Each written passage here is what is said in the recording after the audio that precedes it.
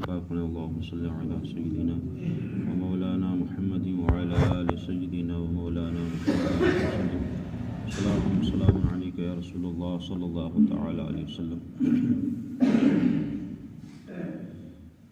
ظلم کے تعلق سے چند احادیث کریمہ ہیں۔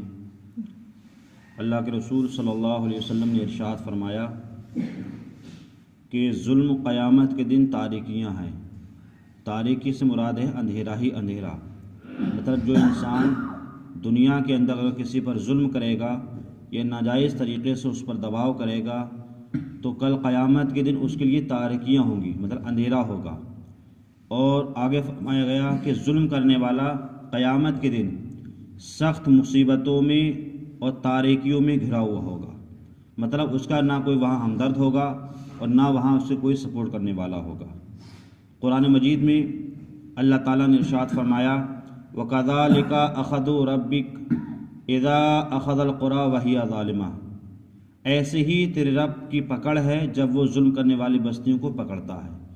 یعنی آپ نے دیکھا ہوگا کہ میرے آقا صلی اللہ علیہ وسلم سے پہلے جو نبی و انبیاء آئے اور جو رسول آئے اور ان کی قوموں نے جو ان پر ظلم کیا یا آپس میں ایک دوسرے پر ظلم کیا تو اللہ تعالیٰ نے ان پر ایسا مطلب جو ہے پکڑ کی کہ ان کی پوری بستیوں کو الٹ و پلٹ کر دیا۔ تو ہم کو اللہ نے جس کام کے لیے پیدا کیا ہے وہ یہ ہے کہ اللہ کی عبادت کرنا اور بندوں کے جو حق ہیں ایک دوسرے کے وہ ادا کرنا۔ دوسرے حدیث پاک میں میرے آقا صلی اللہ علیہ وسلم نے ارشاد فرمایا کہ جس کے ذمے اس کے بھائی کا کوئی حق ہو تو وہ آج اس سے معاف کرا لے۔ آج سے مراد یہ ہے کہ مرنے سے پہلے معاف کرا لے۔ یہاں بھائی سے مراد سگا بھائی نہیں ہے، بھائی سے مراد یہاں پر ہر وہ مومن ہے جو صاحب ایمان ہو، چاہے وہ کوئی بھی ہو، رشتہ دار ہو یا پڑوسی ہو یا گاؤں کا ہو اپنی بستی کا ہو، کوئی بھی ہو۔ میرے آقا فرماتے ہیں کہ جس کے ذمے اس کے کسی بھائی کا کوئی حق ہو تو وہ آج معاف کرا لے۔ مراد یہ ہے کہ مرنے سے پہلے معاف کرا لے، اور اس سے پہلے اگر اس نے معاف نہ کرایا تو کل قیامت کے دن نہ اشرفی کام دیں گی اور نہ روپیہ کام دے گا۔ انسان کتنا بھی دولت مند ہو، کتنا بھی مالدار ہو، وہ سوچے آج میں لوگوں کے حق مار رہا ہوں کل کرا لوں گا، ایسا نہیں۔ کل تمہارا نہ پیسہ کام دے گا نہ اشرفی، بلکہ اس کے عمل صالح کو بقدر حق لے کر اس کو دے دیے جائیں گے۔ اگر اس کے پاس نیکیاں نہیں ہوں گی تو دوسرے کے گناہ اس پر لاد دیے جائیں گے۔ مثال کے طور پر آج اگر ہم نے کسی کا حق مارا ہے اور ہم نے اگر واپس نہ کیا یا معاف نہیں کرایا تو کل قیامت کے دن جب ہمارا حساب و کتاب ہوگا تو اس وقت نہ اشرفیاں کام آئیں گی نہ ہی پیسے کام آئیں گے۔ اس وقت میں کیا کہا جائے گا کہ جس کا حق مارا تھا جو ہے نیکیاں اس سے لے لی جائیں گی، اور اگر نیکیاں نہیں ہوں گی تو گناہ جو ہے ہمارے اس کے اوپر لاد دیے جائیں گے۔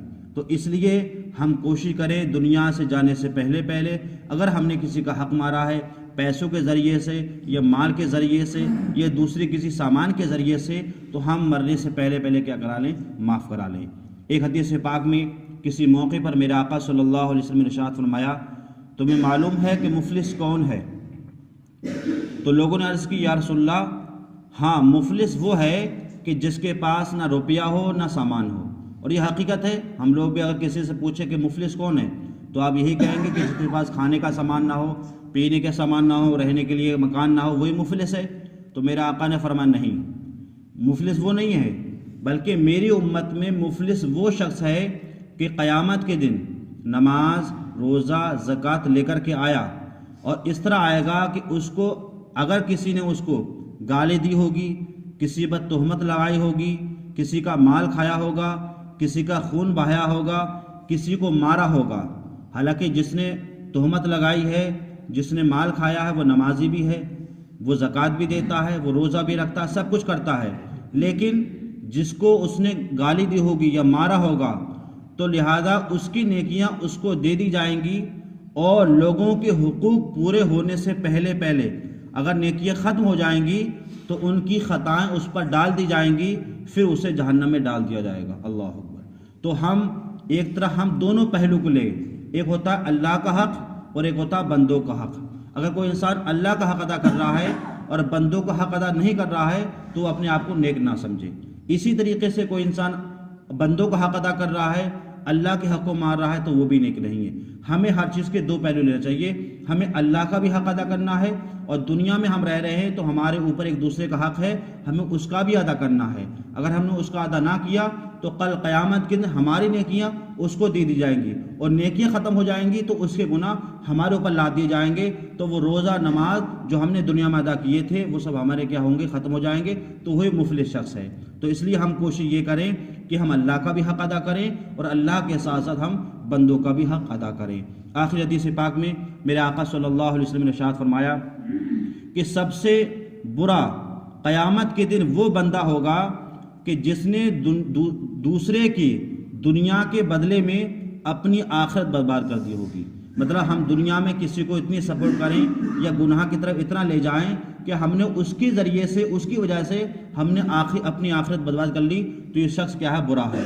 تو ہم سوچیں کہ اگر ہم کسی کی مدد کر رہے ہیں تو ایسی مدد کریں جس کی شریعت نے اجازت دی ہے، اور ہم اس کی ایسی مدد کریں جس کی شریعت اجازت دیتی ہے۔ ایسا نہ ہو کہ ہم اس کی مدد کے چکر میں ہم اپنی آخرت کو برباد کر لیں۔ تو اس لیے ہم اس چیز سے بچیں۔ اللہ تعالی ہمیں اور آپ کو ان تمام احادیث پر عمل کرنے کی توفیق عطا فرمائے۔ اللہم صلی علی